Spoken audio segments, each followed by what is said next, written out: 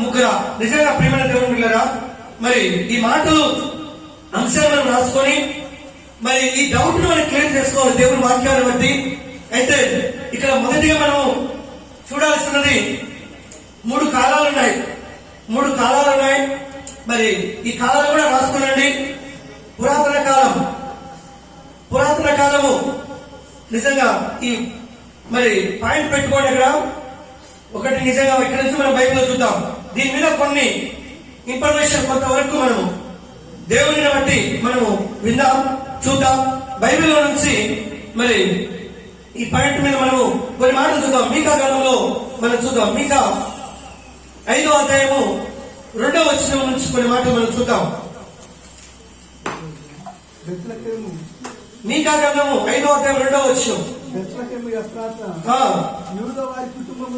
యూదవారి కుటుంబములలో స్వంత గ్రామమైనను నా కొరకు ఇశ్రాయేలులను ఏలుబోవాడు మీలో నుండి వచ్చును. అది పురాతన కాలము మొదలుకొని శాశ్వత కాలము ఆయన ప్రత్యక్షము ఆగుచుండెను. దేవునికి స్తోత్రం, హల్లెలూయా. ఎందుకంటే కొంత మాత్రం మీకు ఇన్ఫర్మేషన్ ఈ మాటల నుంచి మనం చూసుకుందాం.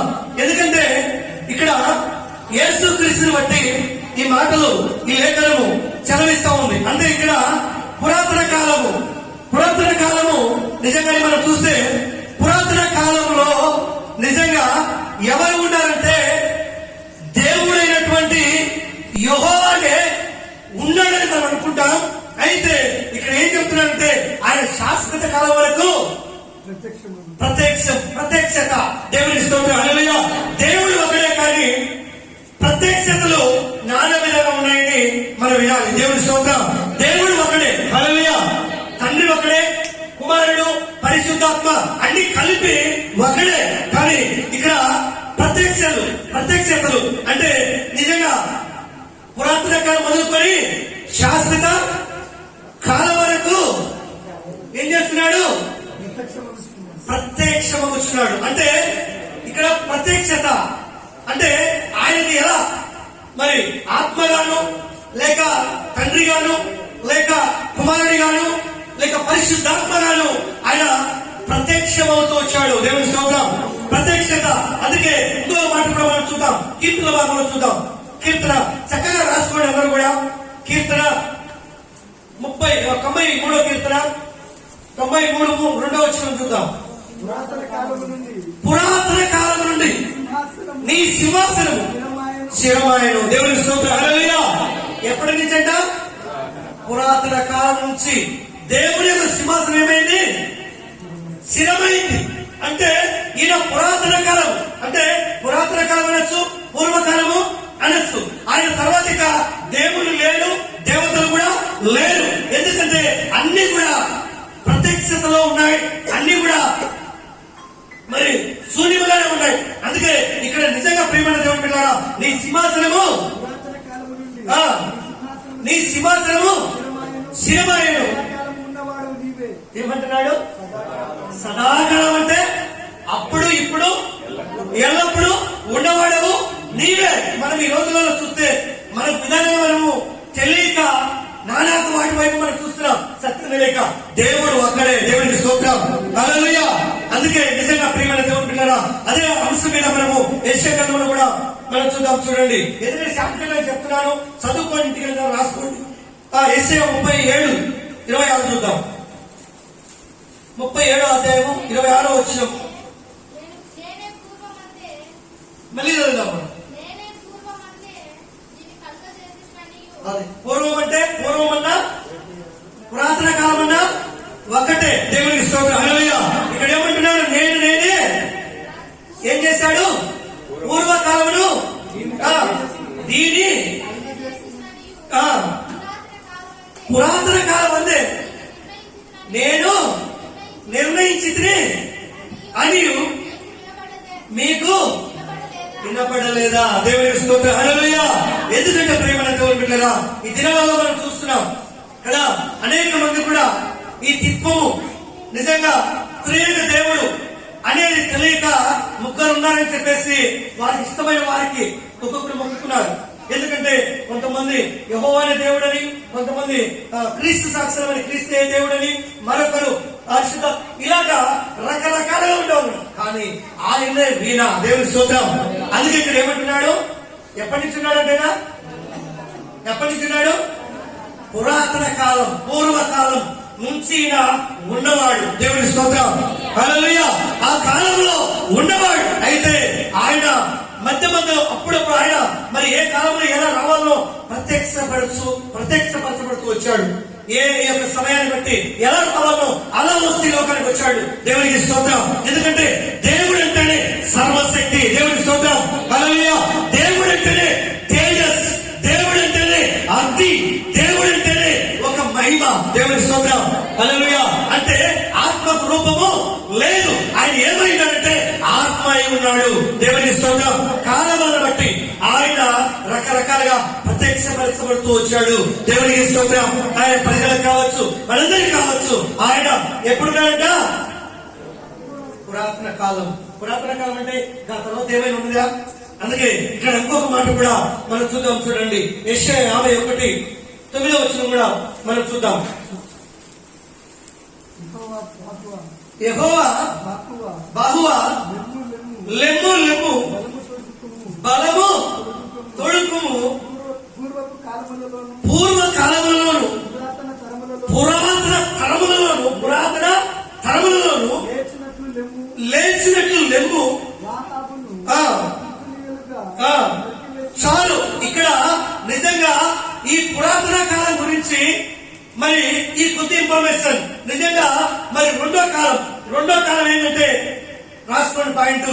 రెండో కాలము అనాది కాలము. హల్లెలూయా. రెండో కాలం ఏ కాలము? అనాది కాలం. చూద్దాం పాయింట్ ఇక్కడ. మరి అనాది కాలం బట్టి కూడా ఇక్కడ పూర్వకాలం లేకపోతే పురాతన కాలంలో దేవుడు ఈ విధంగా చెప్పాడు. నేను ఉన్నవాడని అన్నాడు.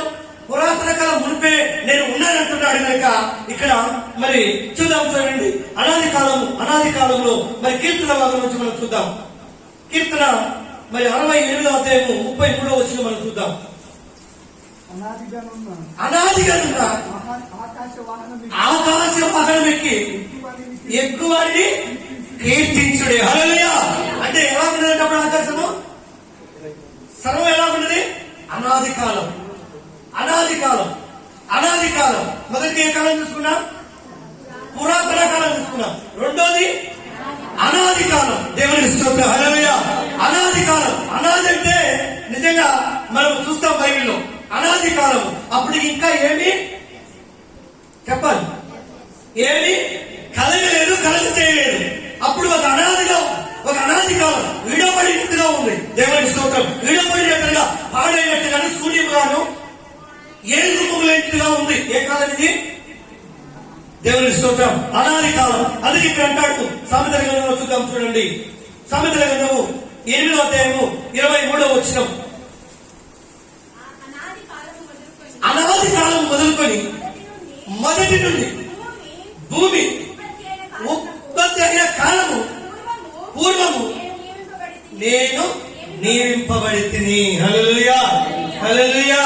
చాలా మంది తెలియని వాళ్ళు ఈ యొక్క వాక్యాన్ని తప్పుగా వ్యాఖ్యానం చేస్తారు, తప్పుగా మాట్లాడతారు.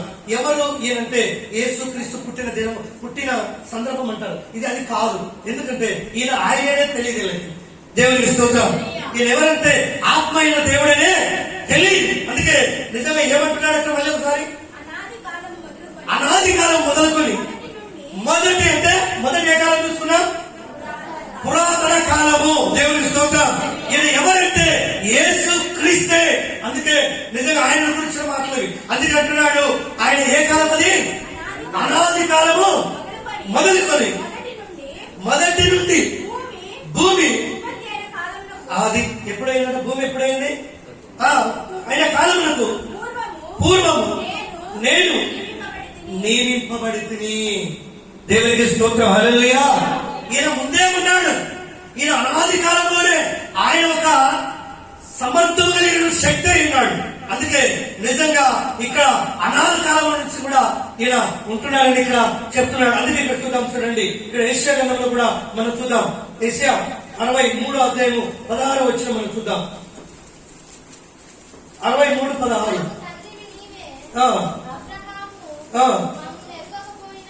మాకు తండ్రివి నీవే,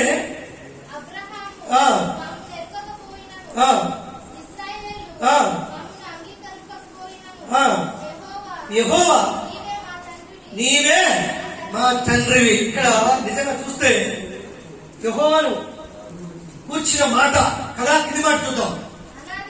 అది ఏ కాలము? అనాది కాలము మా నుండి మా విమోచకుడు నీవే. ఈ మాటలు చూస్తే ఇది యేసుక్రీస్తు మనం విమోచించింది చెప్పాలి. దేవుడైనటువంటి యెహోవాను చెప్పాలి. విమోచించింది ఎవరు? ఆది నుంచి మా విమోచకుడు, అనాది కాలం నుంచి మా విమోచకుడు నీవే. హల్లెలూయా. అంటే విమోచకుడు అంటే పాపముల నుండి, శాపముల నుండి మనలను విమోచించాడు. దేవుని స్తోత్రం. ఎవరు విమోచించారు? యేసుక్రీస్తు. దేవుని స్తోత్రం. ఈ మాట యేసుక్రీస్తు గురించి రాయబడిన మాట. వీరుల గురించి ప్రవక్త అయినటువంటి యెషయా వినగలిగాడు. దేవుని స్తోత్రం. అందుకే నిజంగా అనాది కాలం నుంచి కూడా మా విమోచకుడు నీవే, విమోచించుకోవడం నీవే. ఆయన మరి నిజంగా చూస్తే ఇక్కడ జ్ఞానము, మరి ఈ యొక్క అనాది కాలంలో పెట్టి చూస్తే ఇక్కడ జ్ఞానం బోధిస్తా ఉంది. అందుకే ఇంకా కింది మాటలో మనం ఇక్కడ చూద్దాం. చూడండి, అపోస్తల కార్యములు చూద్దాం. అపోస్తల కార్యములు 15:17 వచ్చిన చూద్దాం. 15-17.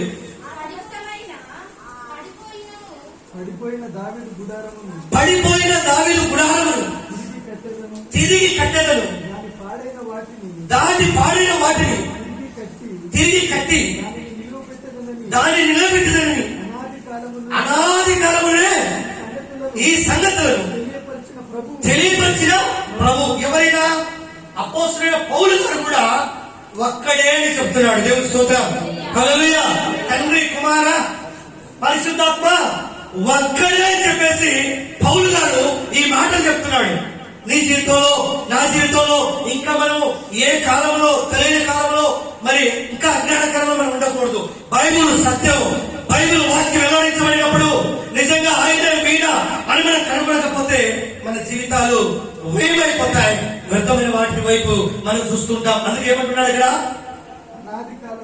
అనాది కాలం నుండి ఈ సంగతులను తెలియపరిచేవాడు ప్రభు. ఏమిచ్చున్నాడంట? సెలవిస్తున్నాడంట. అనాది కాలంలోనే దేవుడు కొన్ని ఉద్దేశాలు కలిగి ఉన్నాడు, కొన్ని ప్రణాళికలు కలిగి ఉన్నాడు. ఆ ప్రత్యక్షతలే ఈ 3 కాలంలో 3 రకాలుగా దేవుడి భూలోకానికి రావటకు ఆయన ఒక ప్రణాళిక కలిగి ఉన్నాడు. దేవునికి స్తోత్రం. హల్లెలూయా. అది సాక్ష్యం ఇక్కడ పౌలు గారు కూడా ఇస్తున్నాడు. అందుకే ఇక్కడ రోమీయులకు రాసిన పత్రికలో కూడా మనం చూద్దాం. చూడండి, రోమా 16:25 చూద్దాం. 16వ అధ్యాయము 25వ వచనం.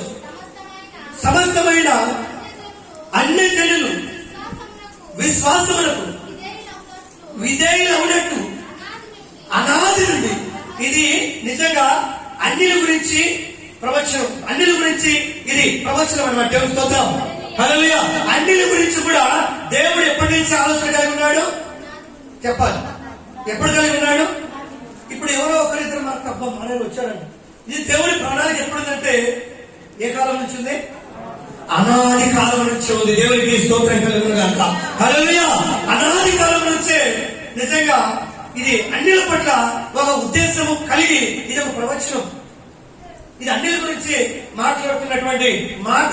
పౌలు గారు హెచ్చరిస్తున్నారు. ఈ వాగ్దానం, ఈ ప్రవచనం ఎప్పటి నుంచి ఉందంట? అమ్మ, ఎప్పటి నుంచి ఉందంట చెప్పాలి ఒకసారి. అనాది కాలం. అనాది కాలం ఎప్పుడు? ఫస్ట్దా రెండోదే? లాస్ట్. హల్లెలూయా. ఎప్పుడో కదా, ఏమి ఈ సృష్టి ప్రకృతి చెయ్యక మునిపే ఈ మాటలన్నీ కూడా దేవుడు ఉద్దేశించున్నాడు, ప్రణాళిక కలిగి ఉన్నాడు అనేది మనకు తెలుసుకోవాల్సినది ఉంటున్నది. అందుకే ఇక్కడ 2 తిమోతిలకు మనం చూద్దాం. చూడండి, 2 తిమోతి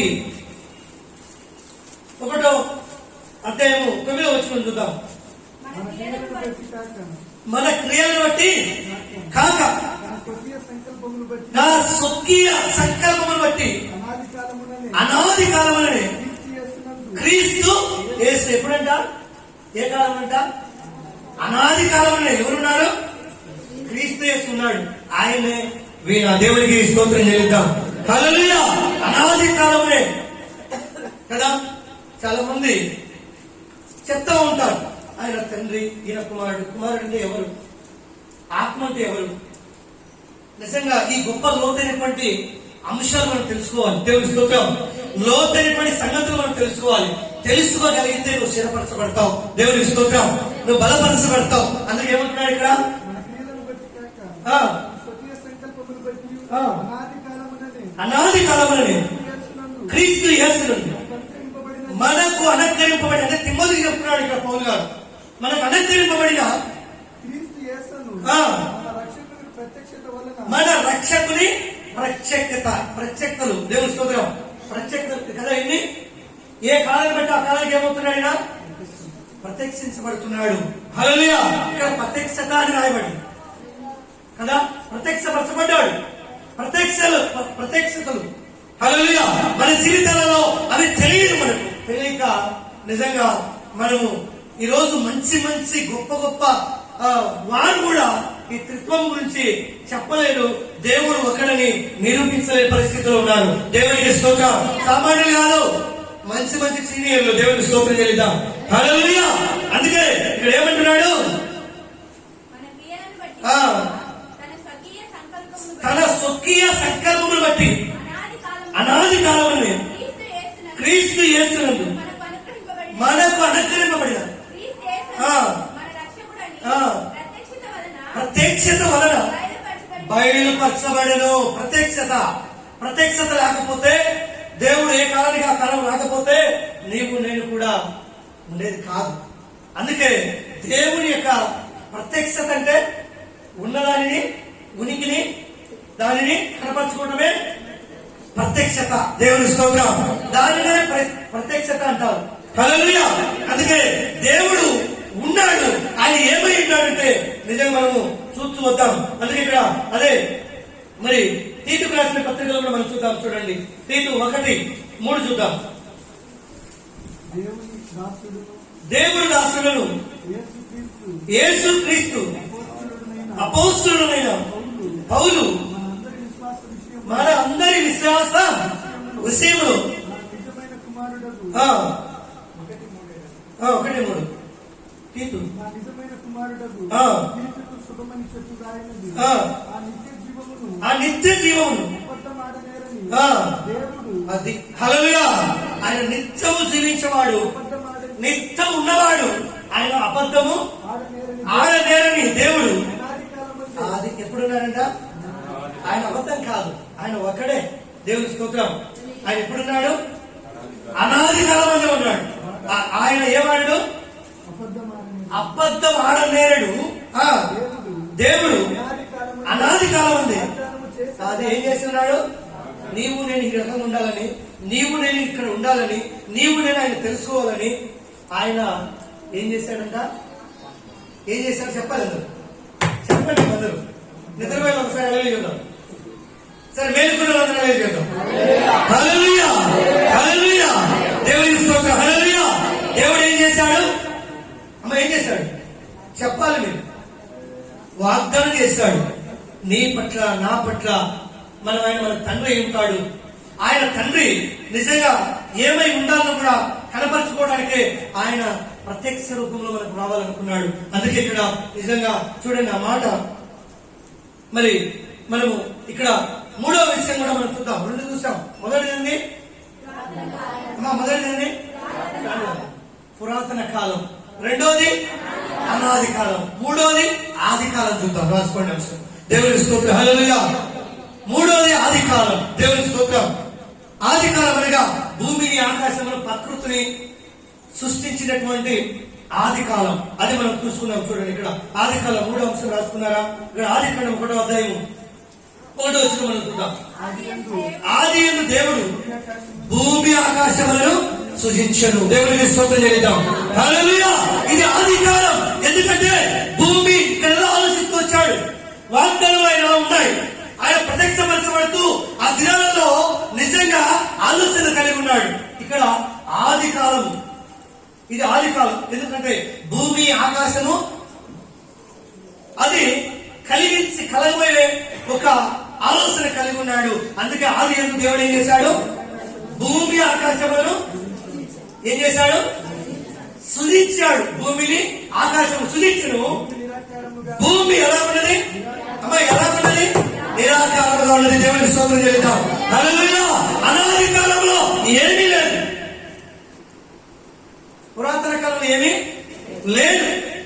ఏమీ లేదు. అక్కడ దేవుడు ఒక్కడే అమర్తము గలవాడై ఆయన మహిమ తేజస్సు ఆయన ఒక్కడు మాత్రమే ఉన్నాడు. దేవునికి స్తోత్రం. అక్కడ దేవదూతలు లేరు, మరి నిజంగా మిగతా వాళ్ళు ఎవరు కూడా లేరు. ఆయన ఒక్కడు మాత్రమే నివసించగలుగుతూ ఉన్నాడు. దేవునికి స్తోత్రం కలుగును గాక. హల్లెలూయా. అందుకే ఇక్కడ నిజంగా ఏమన్నాడు? ఆది యందు భూమి ఆకాశములను సృజించెను. ఏమిలా ఉండదంట? భూమి నిరాకారముగాను శూన్యముగా ఉండను. చీకటి అగాధ జలముల పైన కమ్మి ఉండను. దేవుని ఆత్మ జలముల పైన అల్లాడుచుండెను. చప్పుడు కూడా ఒకసారి హల్లెలూయా. హల్లెలూయా. దేవుడి ఆత్మ అంట. దేవుడి ఆత్మనా? దేవుడి ఆత్మనా? దేవుడు ఏమైనాడు అది చెప్పాలి మీరు. దేవుడే అదే పురాతన కాలం ఏమైనాడు? ఆత్మ అయినాడు. ఇక్కడ దేవుడి ఆత్మనా? దేవుడి ఆత్మనా? దేవుని స్తోత్రం. దేవుడే అనాది కాలం ఏమైనాడు? అనాది కాలం పురాతన కాలం ఏమైనాడు? ఆత్మ అయినాడు. అందుకే దేవుడి ఆత్మ అగాధ జలముల పైన, పరిశుద్ధాత్మ కాదు. దేవుని స్తోత్రం. హల్లెలూయా. ఇది దేవుడి ఆత్మ అయినాడు. ఆ దేవుడి ఆత్మ స్వరూపిక అగాధ జలముల పైన దేవునికి స్తోత్రం చెల్లిద్దాం ఒకసారి. హల్లెలూయా కదా. నిజంగా అగాధ జలముల పైన దేవుడి ఆత్మ అల్లాడుచుండెను. దేవుడు నిజంగా భూమిని ఆకాశములను వాటి రూపురేఖలను తయారు చేశాడు ఆ దినాలలో. ఎందుకు ఈ మాటలు చెప్తున్నానంటే అప్పుడు ఆత్మగా ఉన్నప్పుడే ఆయన ఆయన పురాతన కాలంలోనే ఈ ఆలోచన కలిగాడు. అనాది కాలంలో నిజంగా ఆలోచన జ్ఞానము బోధించింది. ఆది కాలానికి వచ్చేసరికి భూమిని ఆకాశములను ఆయన భూమి ఆకాశమా భూమి ఆకాశంలా మళ్ళీ చదవమాట మళ్ళీ చదవాలి. భూమి ఆకాశమా ఆకాశంలా అంటే మూడు ఆకాశాలు ఉన్నాయి. హల్లెలూయా. మూడు ఆకాశాలు ఉన్నాయి. ఆకాశం, ఆకాశం, పరమాకాశం. మూడు ఆకాశాలు ఉన్నాయి. దేవుని స్తోత్రం. మూడు ఆకాశంలోనే తండ్రి అయినటువంటి ఆత్మ అక్కడ ఉంది. దేవుని స్తోత్రం చేద్దాం. హల్లెలూయా. ఎక్కడ ఉంది? ఎన్ని ఆకాశాలు ఉన్నాయి? మూడు ఆకాశం. ఆకాశం, పరమాకాశం, ఆకాశం, మహాకాశం, పరమాకాశం, శివన్. మూడో ఆకాశంలోనే దేవుడు ఉన్నాడు. దేవునికి స్తోత్రం. మూడో ఆకాశంలోనే దేవుడు ఉన్నాడు. ఈ ఆలోచనని కలిగాడు. అందుకే ఆయన ఏం చేశాడు? ఆకాశములను సృజించెను. ఆకాశములు. హల్లెలూయా. ఆకాశములు కదా. అందుకే ఇక్కడ చూద్దాం చూడండి. అదే మీకా గ్రంథంలో మనం చూస్తే ఈ మాట మనకు క్లియర్ గా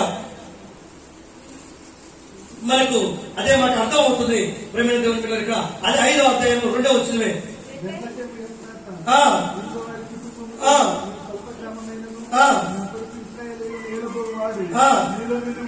మీలో నుండి వచ్చును. మీలో నుండి వచ్చును. ఎవరైనా? యేసు క్రీస్తు యొక్క పుట్టకని మనకు తెలుసు. యేసు క్రీస్తు రాబోతున్నాడనే యొక్క ఇదొక ప్రత్యక్షత. దేవుని స్తోత్రం. అందుకే మీలో నుంచి ఇశ్రాయేలు నుంచి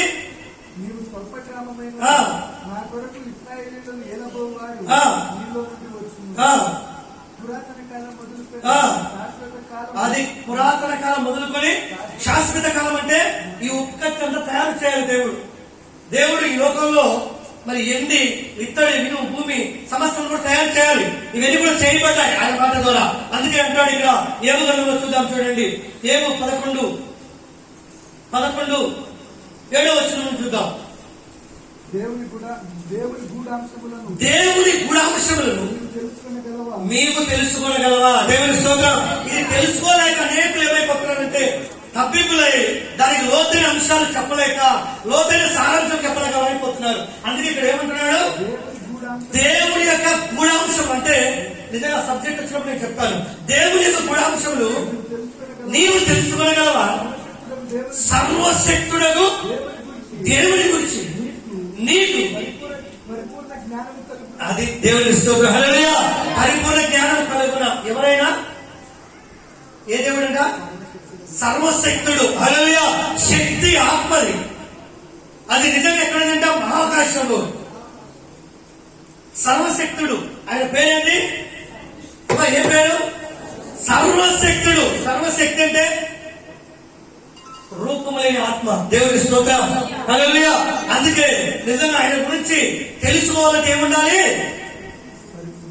పరిపూర్ణమైన, చెప్పాలి, పరిపూర్ణమైన జ్ఞానం ఉండాలి. దేవుని స్తోత్రం. హల్లెలూయా. ఎందుకంటే ఆయన గూఢార్థము, గూఢమైనటువంటి మర్మం, ఇలాంటి గొప్ప సంగతులు తెలుసుకోవాలంటే ఎలాంటి జ్ఞానం ఉండాలంట? పరిపూర్ణమైన జ్ఞానం. దేవుని స్తోత్రం. అంటే ఇక్కడ నిజంగా అది తెలుసుకోవాలంటే, దేవుని యొక్క మహిమను, సత్యమును మనం గ్రహించాలంటే దేవుని యొక్క జ్ఞానము మనకు ఉండాలని ఇక్కడ చెప్తున్నాడు. అదే ఏం గ్రంథము 26వ అధ్యాయము 14వ వచనం చూద్దాం. చూడండి. ఆయన విధి ఆయన కార్యములలో స్వల్పములు అంటే కొంచెం, అంటే నిజంగా నీవు నేను కూడా నిజంగా ఘోరంతే తెలుసుకున్నాం. ఒకసారి చెప్పడం పడ్డాం. హల్లెలూయా. ఎంత తెలుసుకున్నాం? దేవుని గురించి ఇంతవరకు ఎంత తెలుసుకున్నాం? ఇంకెంత ఉంది? కొండంత ఉంది. దేవుని స్తోత్రం. హల్లెలూయా. తెలుసుకోవాల్సినది ఇక కొండంత ఉంది. అందుకే ఇక్కడ అంటున్నాడు, ఏమంటున్నాడు? స్వల్పము ఆయన గూర్చి మనకి వినపడుచున్నది, మిక్కిలి మెల్లనైన గుసగుస అంటే కొంచెమే. హల్లెలూయా. శబ్దము పాటిదే కదా. అది మహాబలము ఎంతైనది, గ్రహింపగలవాడు ఎవడు? దేవుని స్తోత్రం. ఆయన బలం ఎలాంటిదంట? మహాబలము. దాన్ని గ్రహింపగలవాడు ఎవడంటున్నాడు? దానంతా తెలుసులే, ఏమి తెలియదు అని 4 సోద మాటలు చెప్తాడు. సబ్జెక్ట్ కాదు. దేవుని స్తోత్రం. హల్లెలూయా. సత్యం తెలియదు, లోకంశాలు తెలియదు, నేర్చుకోవాలని బోధ బోధించరు. అందుకే నిజంగా ఇక్కడ చూస్తే మరి నిజంగా మరి ఏమంటున్నాడు ఆయన? ఆయన మనకి వినబడుతున్నది మిక్కి మెల్లనైనా గుస్సగుస్స శబ్దం వంటిది. ఎంతైనది గ్రహింపగలవాడు ఎవడు? మనకు తెలిసిందంత కొంచెమే, తెలుసుకోవాల్సింది ఎంత ఉంది? ఇంకా చాలా ఉంది. దేవుని స్తోత్రం. హల్లెలూయా. అందుకే ఇక్కడ నిజంగా చూద్దాం. చూడండి, 1 తిమోథెయులకు రాసిన పత్రిక చూద్దాం. ఆయన యొక్క విధానం బట్టి ఇక్కడ నుంచి మనకు కొన్ని మాటలు మనకు తెలుసుకోగలుగుతాం. 1 తిమోథెయు 6:16 అది ఇక్కడ నుంచి మనకు స్టార్ట్ అవుతుంది. దేవుని స్తోత్రం. ఇంతవరకు కూడా ఇంట్రడక్షన్ మాత్రమే విన్నాం. ఇప్పటి నుంచి ఆయన ఎవరో తెలుసుకోగలుగుతాం. దేవునికి స్తోత్రం. హల్లెలూయా. అందుకే ఏమంటున్నాడు ఇక్కడ? సమీపింపరాని తేజస్సులో ఆయన మాత్రమే వసించుచు, అది దేవుని స్తోత్రం, అమరత్వము గలవాడై ఉన్నాడు. హల్లెలూయా. ఆయన ఎవరంట? ఆయన ఎక్కడున్నాడు? సమీపింపలేదంటే ఎవరికి లేదు అక్కడ అవకాశం. దేవదూతలకు లేదు, మిగతా వాళ్ళకి ఎవరికి లేదు, తండ్రికి లేదు. తండ్రికి ఆత్మ. అందుకే ఇక్కడ అంటున్నాడు ఆయన ఏమనంట? సమీపింపరాని తేజస్సులో ఆయన మాత్రమే వసిస్తూ, అంటే నివసిస్తున్నాడు. ఆయన మాత్రమే. అక్కడ ఎవరికి అనుమతి లేదు, దేవదూతలకు లేదు, మరొకరికి లేదు. ఇక్కడ పరిశుద్ధాత్మ అనే కుమారుడు ఎవరికి లేదు. ఆయన ఒక్కడు మాత్రమే. ఎన్ని ఆకాశాలన్నా? 3 ఆకాశాలు. ఏ ఆకాశం వస్తు? ఆకాశము, మహాకాశము, పరమాకాశము. పరమాకాశంలో ఎవరున్నారు? ఆయన ఒక్కడు మాత్రమే వసించుతూ, నివసించుతూ అమరత్వము గలవాడై ఉన్నాడు. మనుషులలో ఎవడును ఆయనను చూడలేదు, ఎవడును చూడ నేరుడు. ఆయన ఉన్నాడు. దేవునికి స్తోత్రం. హల్లెలూయా. ఎవరు చూడలేదన్నాడు కదా, ఎవరు చూడలేదు. ఎందుకంటే ఆయన మాత్రమే అక్కడ వసించుచు అమరత్వము గలవాడై ఉన్నాడు అక్కడ కదా. ఎవరు చూడలేదు కదా, ఎవరు చూడలేదు. ఎప్పుడు యెహోవా ఆత్మ దిగి వచ్చాడు, యెహోవా ఆత్మగా దిగి వచ్చాడు, యెహోవా దేవునిగా దిగి వచ్చాడు ఈ లోకానికి. ఆయన ప్రభువుగా దిగి వచ్చాడు. ఈ ప్రకృతి ఆది కాలం నుంచి దేవుని స్తోత్రం ప్రత్యక్షపరచబడుతూ వచ్చాడు. కానీ అంతకు మునుపు ఎవరు చూడలేదు అని చెప్తా ఉంది. అది కూడా మనము కొంతకాలం కింద ఆ వాక్యం, ఆ సబ్జెక్ట్ కూడా మనం విన్నాం. అందుకే ఇక్కడ నిజంగా ఆయన ఎవరో ఆయన గురించి కొంచెం ఇక్కడ మరి ప్రూఫ్ మనకుంటున్నది. మొదటి రాజుల గ్రంథంలో మనం చూద్దాం. చూడండి, మొదటి రాజులు 8వ అధ్యాయం 27వ వచనం. మొదటి రాజులు 8వ అధ్యాయం 27వ వచనం. నిశ్చయముగా దేవుడు ఈ లోకమందు, అది నిశ్చయముగా దేవుడు ఈ లోకమందు నివాసము. అది ఇక్కడ మీకు అర్థమవుతుందా? ఆది కాండంలో ఏం చేశాడు? ఆకాశములను భూమిని. ఇక్కడ ఏమంటున్నాడు? ఆకాశములు మహాకాశములు సహితము నిన్ను పట్టజాలవు. దేవునికి స్తోత్రం. హల్లెలూయా. ఆయన పేరు అమరుడు, తేజస్సు కదా. ఆయన మాత్రమే నివసిస్తున్నాడని మనం తెలుసుకున్నాం. అక్కడ ఎవరు లేరు కదా. ఆయన తేజస్సు ఎలా ఉందంట?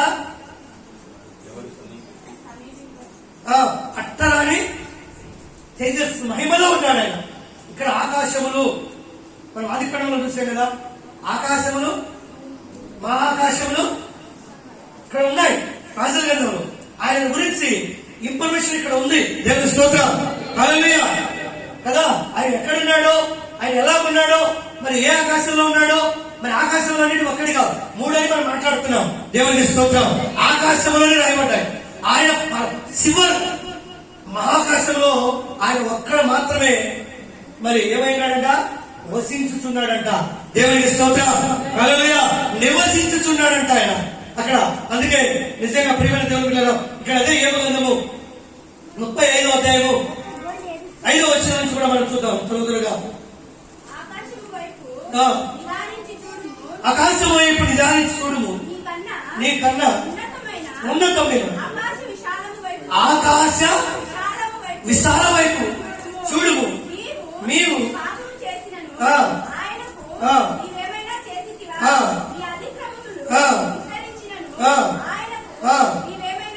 దేవుని స్తోత్రం. ఇక్కడ కూడా ఆకాశము, ఆకాశ విశాలము, ఉన్నతమైన ఆకాశ విశాలమైన. దేవుని స్తోత్రం. ఉన్నతమైనదంటే అక్కడ ఎవరు ఉంటారంట? అమరత్వం గలవాడు మాత్రమే ఉంటాడు. హల్లెలూయా. అప్పుడు నిజంగా ఆయన ఒక్కడు మాత్రమే అనాదిక, నిజంగా మరి పురాతన కాలంలో ఆయన మాత్రమే ఉంటున్నాడని ఇక్కడ మన వాక్యము చదివిస్తా ఉంది ప్రియమైన దేవుని పిల్లరా. అందుకే ఇక్కడ చూడండి, మరి ఆకాశం అన్నాడు, మరి విశాల. ఇక్కడ కీర్తన భాగంలో మనం చూద్దాం. చూడండి 148వ కీర్తన 4వ వచనం కూడా మనం చూద్దాం. 148:4. అది దేవుని స్తోత్రం. ఏమన్నాయి? పరమాకాశములారా, ఆకాశము జనములారా ఆయనను స్తుతించుడి. హల్లెలూయా. ఇక్కడ కూడా ఆకాశాలు ఉన్నాయి. ఒకటా? ఒక ఆకాశమేనా? పైన జనములారా. పైన ఎవరు ఉన్నారు? జనాలు ఉన్నారు. కానీ వారు ఏం చేయాలంట? ప్రభువును స్తుతించాలని ఇక్కడ కూడా ఆకాశంలో గురించినటువంటి మాట మనం చూస్తున్నాం. ఎందుకంటే ఇక్కడ ఎందుకు దేవుడు ఇన్ని ఆకాశాలను మరి నియమించాడు అన్నదాన్ని కూడా మనం చూస్తూ వస్తున్నాం. ప్రియమైన దేవుని పిల్లరా, 2 కొరింథీయులకు రాసిన పత్రిక చూద్దాం. 2 కొరింథీ 12వ అధ్యాయము 2వ వచనం నుంచి కూడా మనం చూద్దాం. ఇక్కడ జాగ్రత్తగా వినండి. పౌలు గారు కూడా ఇదే స్టేట్మెంట్ ఇస్తారు. ఎందుకంటే ఇది సత్యం. హల్లెలూయా. ఎందుకంటే అక్కడ ఆకాశాలు ఉన్నాయి. ఆకాశాలు మనం చూస్తూ వస్తున్నాం. 3 ఆకాశాలు ఉన్నాయని చెప్పాము. చివరిలో నిజంగా మహాకాశం ఉంది అక్కడ. అందుకే ఇక్కడ అంటున్నాడు పౌలు గారు, క్రీస్తునందున్న ఒక మనిషిని నేను ఎరుగును. అతడు 14 సంవత్సరాల క్రితము 3వ ఆకాశములకు కొనిపోబడెను. దేవునికి చెప్పడం ఒకసారి. హల్లెలూయా. ఎన్నో ఆకాశానికి కొనిపోబడ్డాడు? 3వ ఆకాశానికి. నిజంగా మరి పాతాళము, పరలోకము, పాతాళము మరి నెమ్మది పొంది మనం అనుకున్నాం పరలోకం పాతాళం భూమి కింద ఉన్నాయని. భూమి కింద ఉన్నాయా? ఒకప్పట్లో ఉన్నాయి. సబ్జెక్ట్ చెప్పాను నేను. దేవుని స్తోత్రం. అవి పైకి పోయాయని చెప్పాను. హల్లెలూయా. అందుకే ఇక్కడ ఏమంటున్నాడు?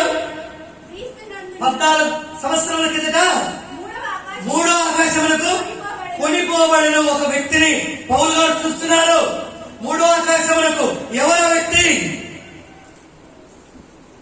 దేవునికి స్తోత్రం. హల్లెలూయా. పరమలకు మూడో ఆకాశం అంటాడు. చూశాడు. ఆకాశాలు ఎన్నున్నాయి? దేవునికి స్తోత్రం. హల్లెలూయా. హల్లెలూయా. దేవుడు ఇక్కడ చేశాడు. అక్కడ అదే మన కీర్తనలో ఇందాక చూసినట్లయితే అక్కడ మరి మేఘాలు ఉన్నాయి, మరి మరి వర్షాల గురించి కూడా రాయబడింది. అవన్నీ కూడా దేవుని శక్తిస్తాయని మనము ఆ కింది మాటల్లో ఉన్నాయి. అయితే ఇక్కడ నిజంగా ప్రేమైన దేవుని బిడ్డలారా, ఇక్కడ మూడో ఆకాశములకు ఒక మనిషి కొనిపోబడుట,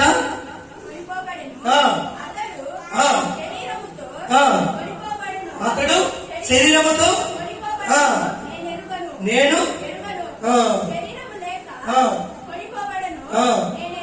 దేవునికి స్తోత్రం. చాలు ఈ మాటలన్నిటి కూడా మనం చూస్తూ వస్తే ప్రేమైన దేవుని బిడ్డలారా, ఆకాశము నిజంగా మహాకాశము, పరమాకాశము ఇక్కడ ఉంది. నిజంగా ఈ మాటలన్నిటిలో కూడా మరి చూడగలిగినటువంటి భక్తులు మనకు సాక్షిస్తున్నారు. అందుకే ఇక్కడ క్లారిటీ చూడండి. ఇక్కడ యెషయా గ్రంథంలో చూద్దాం. యెషయా 6వ అధ్యాయం మొదటి నుంచి చూద్దాం.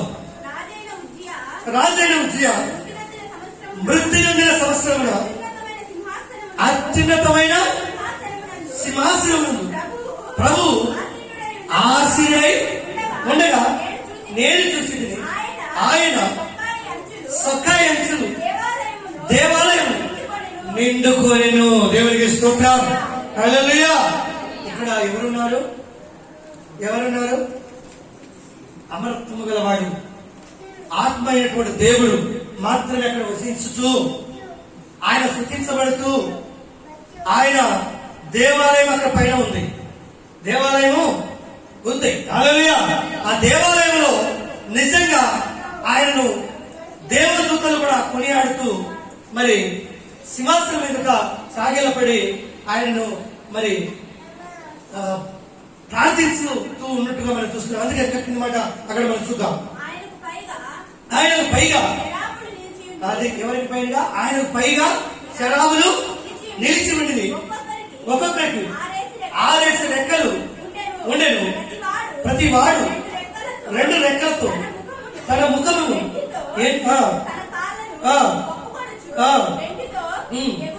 ఎగురుచుండెను. ఇది ఎక్కడంటే దేవుడు నివసిస్తున్నటువంటి మందిరం ఇది. హల్లెలూయా. ఇక్కడ దేవుని దూతలు ఆయనను స్తుతించి ఆయనను కొనియాడుతూ ఎల్లప్పుడూ ఆయన సేవిస్తున్నాయి. ఆయన స్తుతించబడుతున్నాడు. ఆత్మైన దేవుడు ఆయన సింహాసనం ఎదుగుతున్నాడు. దేవునికి స్తోత్రం. హల్లెలూయా. ఇది ఏంటంటే క్లియర్ గా, ఇది ఒరిజినల్ గా దేవుని యొక్క మందిరము. ఉన్నాయా? ఆకాశం ఉందా? ఇంకా మహాకాశం ఉందా? ఇంకా పరమాకాశం ఉందా? ఇది మహాకాశంలో ఉన్నటువంటి దేవుని సన్నిధి చర్చి. అయితే ఇక్కడ ఇంకొకటి కూడా ఆయన విధానం మనం చూద్దాం. చూడండి, అదే యెషయా గ్రంథం మనం చూద్దాం.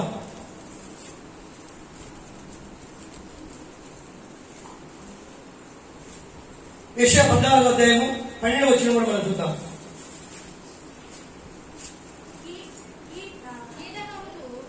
అధ్యాయం 12వ వచనం. తేజ నక్షత్రమా, ఏగు చుక్క, నువ్వు ఎట్లో ఆకాశం నుండి పడితివి. ఇది శివ ఆకాశం. దేవుని స్తోత్రం. హల్లెలూయా.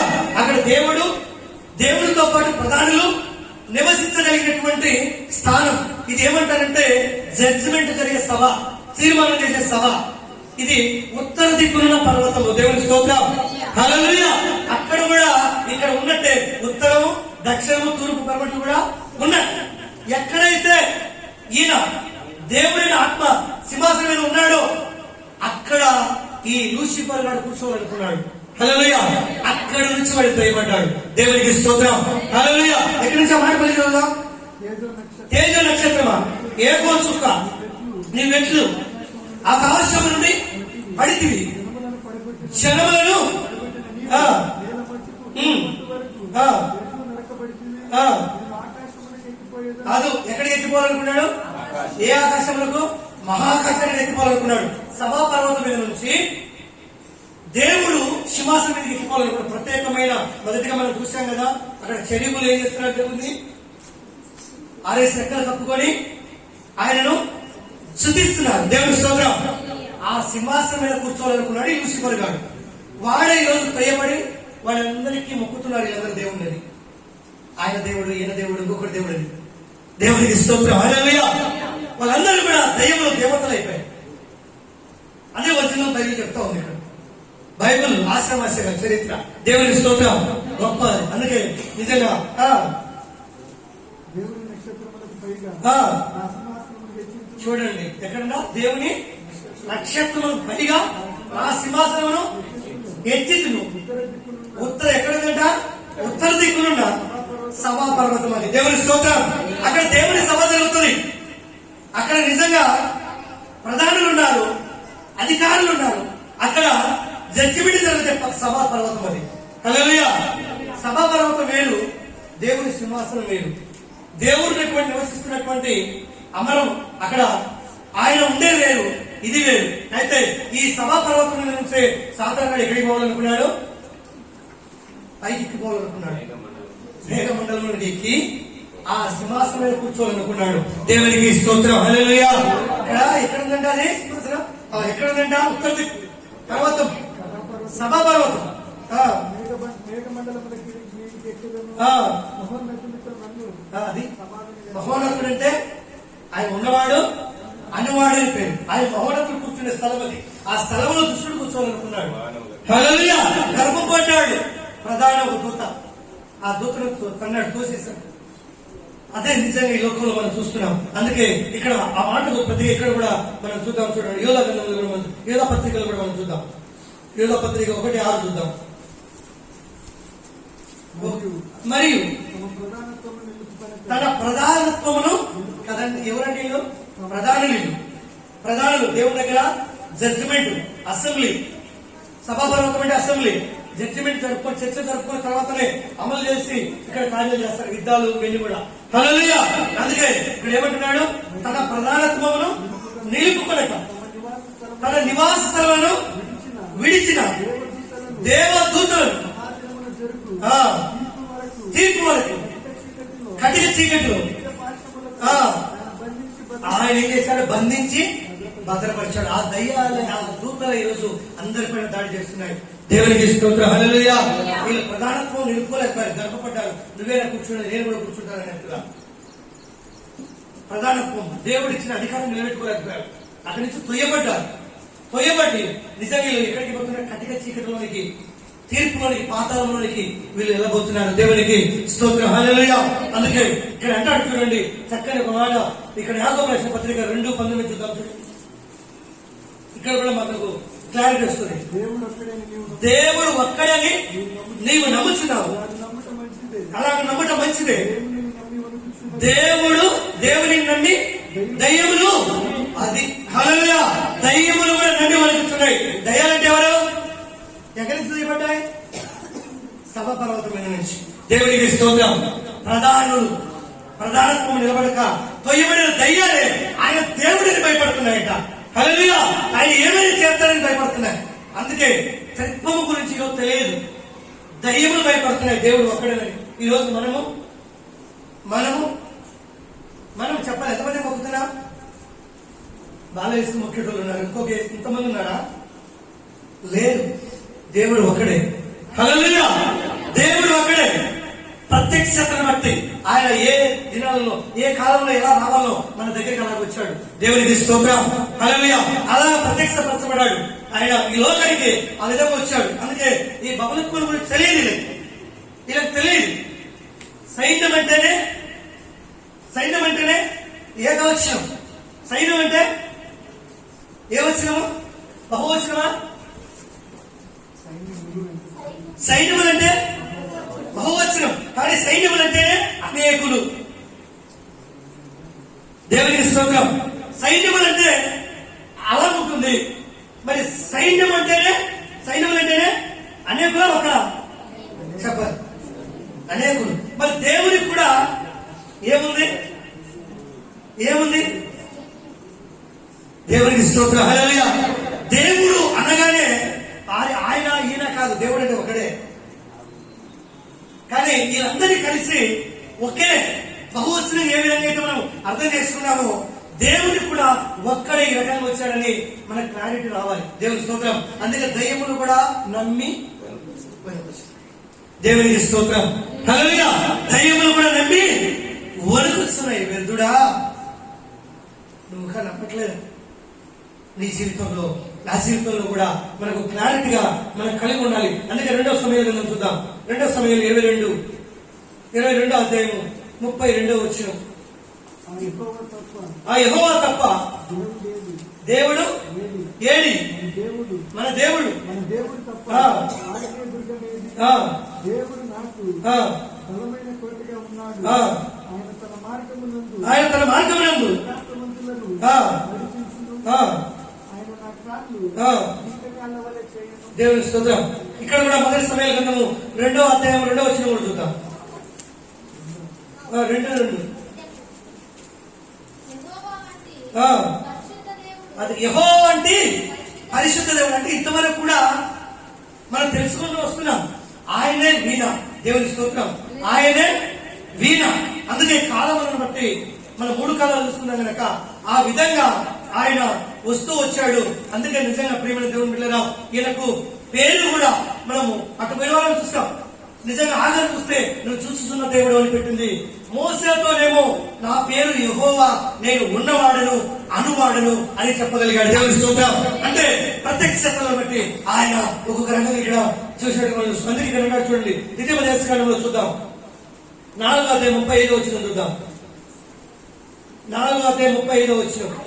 అయితే యెహోవా దేవుడని ఆయన తప్ప మరి ఒకడు లేడని నీవు తెలుసుకున్నట్టు అది నీకు చూపబడను. ఆ. ఆ. అది ఆయన ఆకాశము నుండి తన స్వరమును మీకు వినిపించను. హల్లెలూయా. ఎక్కడి నుంచి? ఆకాశం నుంచి. ఆకాశం నుంచి స్వరముతో మాట్లాడు. ఎందుకంటే ఆత్మయ్య ఉన్న దేవుడు స్వరముతో మాట్లాడుతూ వచ్చాడు. అందుకే ఇక్కడ అంటాడు. అదే వేసుకున్నాడు 32వ అధ్యాయము 39 వచ్చిన కూడా 32, 39. ఇదిగో ఆ. నేను నేనే దేవుడను. ఇదిగో నేను నేనే దేవుడను, తప్ప వేరొక దేవుడు నేను తప్ప ఏడొక దేవుడు లేడు. నడిపించువాడను. ఏమంటున్నాడు? మృతి నడిపించువాడను. మృతి నందించువాడును, బ్రతికించువాడను. బ్రతికించువాడును నేనే, గాయపరచువాడను. గాయపరచువాడును గాయపరచువాడను. ఆ. నా చేతిలో నుండి నా చేతిలో విడిపించువాడెవడును. ఈడిపించువాడు ఎవడు లేడు కదా. నేనే దేవుడిని యెహోవా అని అంటున్నాడు. ఎందుకంటే ఇవన్నీ కూడా స్వరముతో మాట్లాడుతూ వస్తున్నటువంటి సంగతులని మనం చూస్తున్నాం. అందుకే యెషయా గ్రంథము 43:10 చూద్దాం. మనం 43:10. మీరు తెలుసుకొని నన్ను నమ్మి నేనే ఆయనను. దేవుని స్తోత్రం. నేనే ఆయనను అని గ్రహించినట్టు మీరు నేను ఏర్పరచుకుని నా సేవకుడు నాకు సాక్షులు. దేవుని స్తోత్రం. హల్లెలూయా. నేనే ఆయనను అంటే నేనే ఆయనంటే మొదటగా ఎవరైతే మాట్లాడారో ఆయననే నేనని ఇక్కడ యేసు క్రీస్తును కూర్చున్నటువంటి మాట హెచ్చరించబడతా ఉంది. దేవుని స్తోత్రం. నేనే ఆయనను అంటే ఇక్కడ ఉన్నాను నేను, తర్వాత ఇక్కడనే ఉండి నన్ను అనుకుంటే దిక్కికెళ్ళి అక్కడ చూస్తే ఆయననే నేను. దేవునికి స్తోత్రం. హల్లెలూయా కదా. అక్కడ ఉన్నాడు ఆయన, ఇక్కడికి వచ్చాడు. ఆయననే నేను అని చెప్తున్నాడు. ఆయన ఎవరు? యెహోవానే యేసు క్రీస్తు. దేవునికి స్తోత్రం. హల్లెలూయా. అందుకే ఇక్కడ అదే అంటాడు చూడండి. ఇక్కడ నిర్గమకాండంలో ఒక మాట చూద్దాం. నిర్గమకాండము 6:3 చూద్దాం. నేను సర్వశక్తి గల దేవుడను. అది ఏమంటున్నాడు? నేను సర్వశక్తి గల అంటే ఈ భూలోకంలో ఉన్న అనేకుల కంటే రెండంతల శక్తి కలిగిన వాడు. దేవుని స్తోత్రం. హల్లెలూయా. ఇవన్నీ దైవశక్తులు అయితే అది దేవుని దైవశక్తి, దేవుని స్తోత్రం. హల్లెలూయా. అందుకే ఏమంటున్నాడు, నేను సర్వశక్తి గల దేవుడు. ఎవరితో చెప్తున్నాడు ఈ మాట? మోషేతో చెప్తున్నాడు ఈ మాట. దేవుని స్తోత్రం. నేను సర్వశక్తి గల దేవుడును అను పేరున అబ్రహాము, ఇస్సాకు, యాకోబుల ప్రత్యక్షత కదా, ప్రత్యక్షత ఇతని కానీ యెహోవాను నా నామమున నేను వారికి తెలియబడలేదు. దేవునికి స్తోత్రం. హల్లెలూయా. తెలుసుకోలేకపోయారు. యెహోవా అనే నామము అప్పుడు పెట్టబడలేదు. ప్రత్యక్షించబడ్డాడు కానీ పెట్టబడలేదు. యెహోవా నామము మోసే ధర్మశాస్త్రానికి వచ్చేసరికి స్వరమేమో ఆకాశంలో ఉంది, ఆత్మేమో నిజంగా సినాయి పర్వతం మీద ఉంది. దేవునికి స్తోత్రం. హల్లెలూయా. స్వరం ఎక్కడుంది చెప్పాలి? ఎక్కడుంది? ఆకాశంలో ఉంది. ఆత్మేమో, శక్తి ఏమో ఎక్కడుంది? అగ్నేయం ఎక్కడుంది? సినాయి పర్వతం మీద ఉంది. అందుకే పదాజ్ఞలు ఆయన చిటికనే లేని పొలతో రాయగలుగుతాడు. దేవునికి స్తోత్రం. స్వరం ఎక్కడ? ఆత్మ ఎక్కడుందంటే అగ్ని ఎక్కడుంది? అగ్ని పొద మండుతుంది కానీ పొద కాలిపోయిందా? అక్కడ నిజంగా ఏమొచ్చింది చెప్పండి? ఆత్మ, అగ్ని ఆత్మ వచ్చిందా? లేకపోతే స్వరం కూడా వచ్చిందా? లేదు. స్వరం అక్కడ ఉంది. దేవుని శక్తి సినాయి పర్వతం మీదకి వచ్చింది. దేవునికి స్తోత్రం కలుగును గాక. హల్లెలూయా. అందుకే ఏమైనట్టు ఆయన పేరు సర్వశక్తి గల దేవుడు. సర్వశక్తి గల దేవుడు ఆయన పేరు. అందుకే ఇక్కడ మోసేకు చెప్పాడు. అందుకే కీర్తన భాగంలో చూద్దాం. కీర్తన 46:6 చూద్దాం. 46:6 జనములు ఘోషించుతున్నవి, రాజ్యములు కదలుచున్నవి. ఆయన తన కంఠధ్వని వినిపించగా భూమి కరిగిపోవచ్చున్నది. మనం ఏ విధంగా అక్కడ చూసాం. వాళ్ళు మాట్లాడే దేవదూతలు గుసగుసలాడే భాష కొంచెం మాత్రమే మనకు వినపడుచున్నది. దేవుడు మాట్లాడగలిగితే ఏమైపోతున్నాయి? ఇన్ని కరిగిపోతున్నాయి. ఏంటి కరిగిపోతున్నాయి? ఏం కరిగిపోతున్నాయి? ఏం కరిగిపోతున్నాయి? అది దేవుని స్తోత్రం. హల్లెలూయా.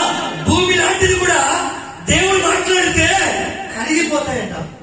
కానీ మనం పెట్టుకోగలుగుతామా? స్వరం ఎక్కడుంది? స్వరం ఎక్కడుంది? ఆత్మ ఎక్కడుంది? రెండు ఆకాశంలోనే. అది హల్లెలూయా. స్వరం అక్కడ, ఆత్మ ఎక్కడ ఉంది. అందుకే దేవుడు స్వరము అక్కడికి వచ్చి మాట్లాడితే మోసే తట్టుకోలేడు. భూమి ఏమైపోతా ఉంది చెప్పాలి? ఏమైపోతా ఉంది? రాజ్యములు కదులుతాయంట, భూమి కరిగిపోతుందంట. హల్లెలూయా. అందుకే దేవుడు అగాధ జలముల పైన ఆత్మ అల్లాడుచుండెను. ఆత్మ ఎక్కడుంది? ఎక్కడుంది? అగాధ జలముల పైన ఆత్మ ఉందా? ఇంకా దేవుడే వచ్చాడు, శరీరం దాల్చాడు? లేదు. దేవుని స్తోత్రం. హల్లెలూయా. అందుకే ఇక్కడ మనము ఇంకా మార్చుదాం. ఇక్కడ మనకు తోడై ఉన్నాడు యాకోబు యొక్క దేవుడు మనకు చాలు. ఇక్కడ ఎబ్రీ పత్రిక చూద్దాం. ఎబ్రీ 1:1 చూద్దాం. పూర్వకాలం అందు అది జాగ్రత్తగా శివాలు. దేవుని స్తోత్రం. హల్లెలూయా. పురాతన కాలం అన్నా ఏమన్నాడు? ఎన్ని కాలాలు చెప్పండి సార్ మీరు? ఏంటి ఫస్ట్? పురాతన కాలం అన్నా పూర్వకాలం అన్నా ఒకటే. దేవుని స్తోత్రం. హల్లెలూయా. అందుకే ఎబ్రీ పత్రికలో పౌలు గారు ఏమంటున్నారు? పూర్వకాలమందు నానా సమయాలలో నానా విధములుగా ప్రవక్తల ద్వారా మన పితరులతో మాట్లాడిన దేవుడు ఈ దినము అన్నమందు కుమారుడి ద్వారా మనతో పట్టాలి. చప్పట్లు. హల్లెలూయా. హల్లెలూయా. హల్లెలూయా. కదా దినాలలో దేవుడు ఎలా మాట్లాడుతున్నాడు? ప్రవక్తల ద్వారా నానా విధముగా మాట్లాడుతున్నాడు. నానా విధముగా అంటే స్వరముతో మాట్లాడుతూ వచ్చాడు, దూతలకు వచ్చాడు, మరి ప్రభువులకు వచ్చాడు, అనేక విధంగా అంటే నానాక విధంగా వచ్చాడు. నానాకమైన ప్రత్యక్షతలు కలిగి వచ్చాడు. హల్లెలూయా. ఎప్పుడు? అనాది కాలము, పూర్వకాలము, అనాది కాలము, ఆది కాలము. అంతకు ముందు ఎలా ఉన్నాడు?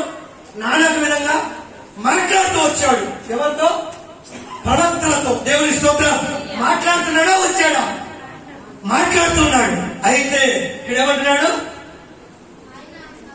ఆ, అది ఆయనే ఈ దినముల అంతమంది కుమారుడి ద్వారా మనతో మాట్లాడను. దేవుని స్తోత్రం. ఇది యొక్క ప్రత్యక్షత. ఎందుకంటే నిజంగా ఈ సబ్జెక్ట్ మరి తర్వాత నేను వారం సబ్జెక్ట్ కుమారుడు గురించి చెప్తాను. ఈ తండ్రి అనే ఒక విషయంలోనే మరి కుమారుడు అనే విధానాన్ని బట్టి కూడా ఆత్మ విధానాన్ని బట్టి కూడా మనము తర్వాత ఏదైనా చాలా చెప్పిన తర్వాత సబ్జెక్ట్ లో మనం మాట్లాడుకోగలుగుతాం. దేవుని స్తోత్రం. అందుకే ఇక్కడ ఏమంటున్నాడు? ఇప్పుడైతే కుమారుడి ద్వారా మనతో మాట్లాడుతున్నాడు. అంటే అప్పుడు ఉన్నాయన ఇలా ఉన్నాయన ఆయనే అప్పుడు స్వరముతో మాట్లాడుతున్నాడు. ఇప్పుడు శరీరం దాల్చి వచ్చాడు. పుట్టాడా వచ్చాడా?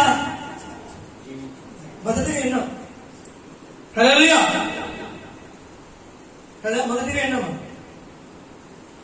మనం ఏమో నిజంగా చూస్తే ఇశ్రాయేలు ప్రజలను పరిపాలించడానికి ఆయన పుట్టాడు. హల్లెలూయా. పుట్టాలి. పుడితేనే శరీరం దాల్చి మనతో నడవగలడు. వస్తే అది అగ్ని అందుకే స్వరం పైన ఉంది, ఆత్మ మరొక చోట ఉంది. హల్లెలూయా. రావడం అంటే శక్తి, పుట్టడం అంటే మనిషి, మనిషి కుమారుడిగా, కుమారుడిగా ఈ లోకమునకు ఆయనే వచ్చాను. ఆ దినాలలో నానాక విధమైనటువంటి కాలంలో భాషలతో మనుషులతో మాట్లాడుతున్నాడు ప్రవక్తల ద్వారా కదా. ఇప్పుడైతే ప్రత్యక్షంగాను మనతో మాట్లాడేను. దేవుని స్తోత్రం. ఇంకొక పాయింట్ చూద్దాం. ఇక్కడ ఫిలిప్పీల రాష్ట్ర పత్రిక చూద్దాం. 2:6 చూద్దాం. 2:6 ఆయన అదే ఏం కలిగి ఉన్నాడంట? జాగ్రత్తగా వినండి. ఆయన కుమారుడిగా ఈ లోకానికి పుట్టాడు. ఇక్కడ ఏమంటున్నాడు? ఆయన పౌలే, ఈయన కూడా పౌలే. ఏం చెప్తున్నాడు? ఆయన దేవుని స్వరూపము కలిగిన వాడు అయి ఉండి, ఏ స్వరూపం కలిగి ఉన్నాడంట?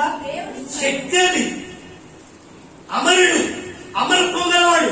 ఆయన ఒక్కడు మాత్రమే నివసించగలవాడు. ఎవరు ఆయన దగ్గర ఉండలేరు. కెరీబులు కూడా పైగా ఉంటున్నారు. హల్లెలూయా. అందుకే ఇక్కడ ఏమంటున్నాడు? ఆయన దేవుడి స్వరూపము కలిగిన వాడు అయి ఉండి దేవుడితో సమానముగా ఉండుట విడిచిపెట్టకూడని భాగ్యమని ఎంచుకోలేదు. కానీ మనిషి పోలికగా పుట్టాడా వచ్చాడా? పుట్టాడా వచ్చాడా? పుట్టాడు. హల్లెలూయా. హల్లెలూయా. ఆయన రాలేదు, పుట్టాడు.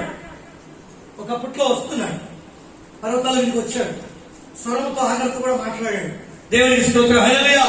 ఇక్కడ మనిషి పోలికగా పుట్టి దాసుని స్వరూపము ధరించుకుని తనను తానే రిక్తునిగా చేసుకుని మరియు ఆయన అది ఎలా కనబడ్డాడంట? ఎక్కడ కనబడ్డాడు? ఆకారం ముందు మనుష్యుడిగా కదా. చూడండి, ఆత్మ ఉన్న దేవుడు శరీరం దాల్చాడు. హల్లెలూయా. శరీరం దాల్చాడు. అందుకే ఆకారముగా ఉన్న మనిషి మనుషుడిగా కనపడి మరణము పొందినంతగా, అనగా శిలువ మరణము పొందినంతగా ఇదేంటి చూపిన వాడి తనను తాను తగ్గించుకొనెను. మరొకసారి చెప్పకూడదు. హల్లెలూయా. హల్లెలూయా. నిజంగా ప్రియమైన దేవుని బిడ్డలారా, ఈ మాటలు మనం చూసినట్లయితే దేవుడు ఆయన సర్వశక్తిమంతుడు. ఆయన సర్వశక్తిమంతుడు. ఆయన ఆకాశము, మహాకాశము, మరి పరమాకాశంలో ఉన్నటువంటి దేవుడు ఆయన ఈ లోకానికి ఆత్మ వచ్చాడు. ఆయన నిజంగా ఆత్మరూపై వచ్చాడు.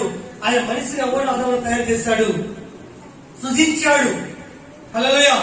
వారి ద్వారా ఆయన శరీరము దాల్చి మనిషి పోలికగా ఈ లోకంలో ఆయన దాసుడుగా పుట్టాడు. ఎవరు పుట్టారు అమ్మా? ఎవరు పుట్టారు చెప్పాలి. ఎవరు పుట్టారు? ఎవరు పుట్టారు? అనాది కాలంలో, పురాతన కాలంలో ఎవరైతే ఉన్నారో ఆయనే పుట్టాడు. దేవుని స్తోత్రం. పుట్టాడా? వీడికి మనం క్లోజ్ చేద్దాం. బల్ల ఉంది కనుక ప్రేమైన దేవుని పిల్లరా మరి